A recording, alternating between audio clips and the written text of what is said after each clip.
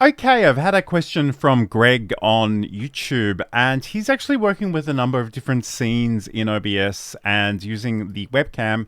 Or, I mean, I don't know what kind of video camera it is, but I'm assuming it's a video capture device. So let's just say, in this case, I'm going to use my Sony. I'm going to select that. It's going to default to my cam link. That's great. And, I could come in here and I could remove the green screen and I could crop things, and that would be wonderful. Those are all potentially useful things to do. We could mask this out as well. We could remove the background, whatever. But once we come in and create our second scene, again, I'm just going to call it scene 2 for our purposes.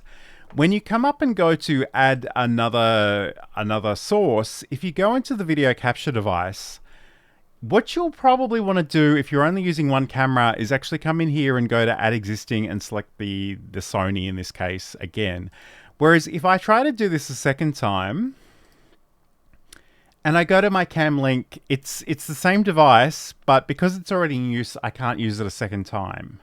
So that's going to be a problem. And there might be some cameras, some capture cards that might let you do that. But again, it's not usually desirable. So again, what you want to do instead is come up here and go to the video capture device, go to add existing, select this here again.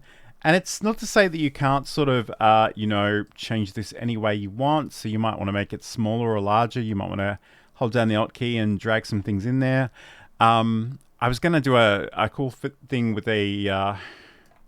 So, I mean, the idea is that we can move this around wherever we want. We can put backgrounds and text and stuff in there. And then we can go from camera to camera in our different scenes.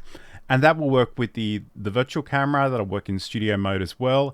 If you are in studio mode, you click to the other scene, then you select the transition. You can also choose what kind of transition, if it's a cut or a fade or fade to black or whatever. And it'll go between those two. But that's the important thing here, is that you're actually using the same source with the same camera. So I'm hoping that's what Gregg is reporting, and I hope that makes sense. Let me know if you've got any questions.